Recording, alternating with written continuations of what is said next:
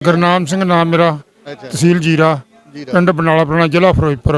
वाह जी ते एक तुहाडे इलाके दा साडे कोले गया सी, इदां जी ਇਹ ਗਿਆ ਸੀ। हाँ जी ਇਹ ਸਾਡੇ ਕੋਲੇ 1 ਮਹੀਨਾ ਠਹਿਰਿਆ ਸੀ। अच्छा जी ਇਹਦਾ ਕੋਈ ਜ਼ਮੀਨ ਦਾ ਫਰਦਾਂ ਦਾ ਕੋਈ ਕੰਮ ਸੀਗਾ, हाँ जी ਇਹ ਉੱਥੋਂ ਕਰਵਾ ਕੇ ਆਇਆ। ਅਸੀਂ ਪਿੰਡ ਦੇ ਨੰਬਰਦਾਰ ਹਾਂ, अच्छा जी ਪਿੰਡ ਦੇ ਸਰਪੰਚ, ਅਸੀਂ ਵੀ ਨੰਬਰਦਾਰ ਹਾਂ ਜੀ ਤੇ ਅਸੀਂ ਸਾਡੇ ਤੋਂ ਇਹ ਨਾਲ ਅਸੀਂ ਜਾ ਕੇ ਇਹਦਾ ਸਾਰਾ ਕੰਮ ਕਰਵਾਇਆ ਸੀ। ਵਾਹ ਜੀ ਇਹ ਸਾਡੇ ਕੋਲ ਰਹਿ ਕੇ ਆਇਆ ਸੀ।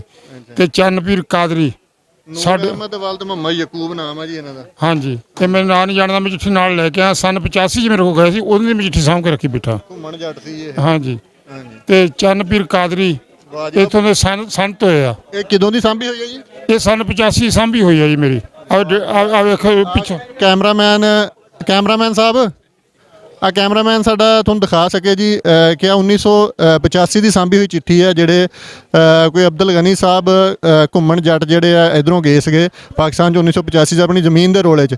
ਨੰਬਰਦਾਰ ਸਾਹਿਬ ਕੋ ਉਹਨਾਂ ਨੇ ਗੁਰਦਿਆਲ ਸਿੰਘ ਨੰਬਰਦਾਰ ਸਾਹਿਬ ਕੋ ਗਏ ਸੀ, ਕੋਲੇ ਜਾ ਕੇ ਠਹਿਰੇ ਸੀ। ਹਾਂਜੀ ਤੇ ਸਾਡੇ ਪਿੰਡ ਦੇ ਪਿੱਛੋਂ, ਹਾਂਜੀ ਇਹ ਸਾਡੇ ਪਿੰਡ ਦੇ ਪਿੱਛੋਂ ਇਹ ਆਪਦੀ ਜ਼ਮੀਨ ਦੇ ਫਰਦਾਂ ਲੈ ਕੇ ਆਏ ਸੀ। ਹਾਂਜੀ ਇੱਧਰ ਜੀ ਇਹਨਾਂ ਨੇ ਕੋਈ ਬਾਮਕਾਮ ਲਿਖਿਆ ਜੀ, ਚੱਕ 88 ਡਾਖਾਨਾ ਖਾਸ ਤਹਿਸੀਲ ਚੀਚਾਵਤਨੀ ਜ਼ਿਲ੍ਹਾ ਸਾਹੀਵਾਲ।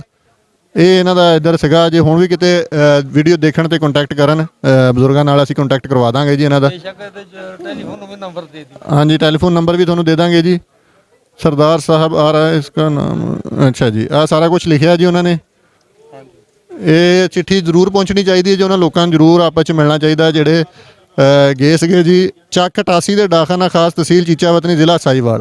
ਤੇ ਉਹ ਜਿਹੜੇ ਮਹਾਂਪੁਰਸ਼ ਸੰਤ ਆ, ਹਾਂਜੀ ਹਾਂਜੀ ਮਹਾਂਪੁਰਸ਼ ਸੰਤ ਆ ਇੱਥੋਂ ਦੇ, ਚੰਨਪੀਰ ਕਾਦਰੀ, ਸਹੀ ਸਹੀ ਉਹ ਸਾਨੂੰ ਪਤਾ ਲੱਗਾ ਕਿ ਚੱਲ ਵਸੇ ਆ। ਹਾਂਜੀ ਤੇ ਸਾਡੇ ਕੋਲੇ 15 ਦਿਨ ਠਹਿਰੇ ਆ। ਹਾਂ ਗੁਰਦੁਆਰਾ ਯਾਰਾ ਪੀਰ ਬਾਬੇ ਕੇ ਅੱਛਾ ਜੀ ਉੱਥੇ ਠਹਿਰੇ ਸੀ। ਮੇਰੇ ਘਰ ਵੀ ਗਏ ਆ ਤੇ ਚੰਗੇ ਸਾਧੂ ਸੀ। ਅੱਜ ਸਾਨੂੰ ਮਿਲ ਜਾਂਦੇ ਕਿਤੇ ਤੇ ਸਾਨੂੰ ਉਹਨਾਂ ਨੇ ਵੈਲਕਮ ਕਰਨਾ ਸੀ, ਸਾਨੂੰ ਜੱਫੀ ਪਾ ਕੇ ਮਿਲਣਾ ਸੀ। ਚਲੋ ਜੀ, ਉਹ ਵੀ ਵੀਡੀਓ ਰਾਹੀਂ ਅਗਰ ਕਿਤੇ ਦੇਖਦੇ ਹੋਣਗੇ ਤੁਹਾਨੂੰ ਜ਼ਰੂਰ ਯਾਦ ਕਰਨਗੇ।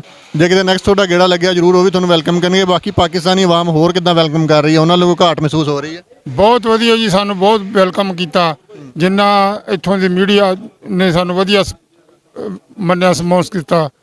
ਤੇ ਇੱਥੋਂ ਦਾ ਪ੍ਰਸ਼ਾਸਨ, ਪੁਲਿਸ ਸਾਡੀ ਬੜੀ ਹਿਫਾਜ਼ਤ ਕਰ ਰਹੇ ਆ। ਸਾਨੂੰ ਘੁਮਾ ਫਿਰਾ ਕੇ ਲਿਆਏ ਆ, ਸਾਡੇ ਨਾਲ ਜਾ ਰਹੇ ਆ, ਸਾਨੂੰ ਕੋਈ ਦਿੱਕਤ ਨਹੀਂ।